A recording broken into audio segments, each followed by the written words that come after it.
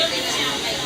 ఆ అమ్మాయి నిజంగా చాలా సహకరించాం. బండి పెట్టుకుని ఒక బట్టలు పెట్టుకుని తన కాళ్ళ మీద తన నిలబడి అంటే కులంలో మన సంఘం ఏం చేస్తుందని చాలా మంది నిరుత్సాహపడుతున్నారు. ఇంకా సంఘం అనేది మనకు ఉంది.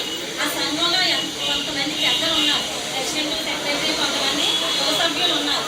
మన సమస్యని మన కులం వాళ్ళకి చెప్పుకుంటే ఏ సమస్య అయినా సరే, ఆర్థికంగా కానీ ఆరోగ్యపరంగా కానీ గృహాల విషయంలో కానీ చదువు విషయంలో కానీ ఏ విషయమైనా సరే మన కుల పెద్దలకి చెప్పుకుంటే చేయూత ఇచ్చే సహకారం మన కుల పెద్దలు అందరూ కూడా చేస్తారు. కాబట్టి మనకంటూ ఒక కులం ఉంది కాబట్టి మన సమస్యని మన చుట్టుపక్కల ఉన్న పెద్దలందరికీ తెలియజేసుకుంటే వాళ్ళు వచ్చి ఇక్కడ కుల పెద్దలకి అందరికీ తెలియజేసుకుంటే ఒక ఆలోచన చేసుకుని మనకు సహకరించగలరు.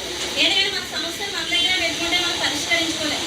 మనం చాలా మంది ఇంకా అట్టడుగునే ఉండిపోతున్నాం. ఎంతమంది బయటకు వచ్చినప్పటికీ కూడా ఆత్మాభిమానం ఎక్కువైపోయి ఒకరి దగ్గర చేయి చాపడం ఏంటి, మన కులం దగ్గర మన బంధువుల దగ్గర మనం సహకరించడంలో చేయి చాపడం అవమానకరంగా ఎవరు కూడా భావించొద్దండి.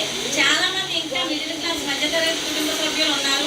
ఇంకా వాళ్ళకి కూడా ఛార్జీలు కూడా లేనటువంటి ఇక్కడ రావడానికి ఏంటి నవంబర్లో మనకి గార్డెన్ పార్టీ జరిగినప్పుడు ఆ సమయానికి ఛార్జీలు కూడా లేనటువంటి పరిస్థితుల్లో ఇంకా మన కుల వాళ్ళు ఉన్నారు. వాళ్ళందరినీ కూడా ఇంకా మనసుకి తీసుకురావాలని మంచి ఆలోచనతో పెద్దలందరూ కూడా ఇటువంటి మంచి కార్యక్రమాలు తలపెట్టారండి.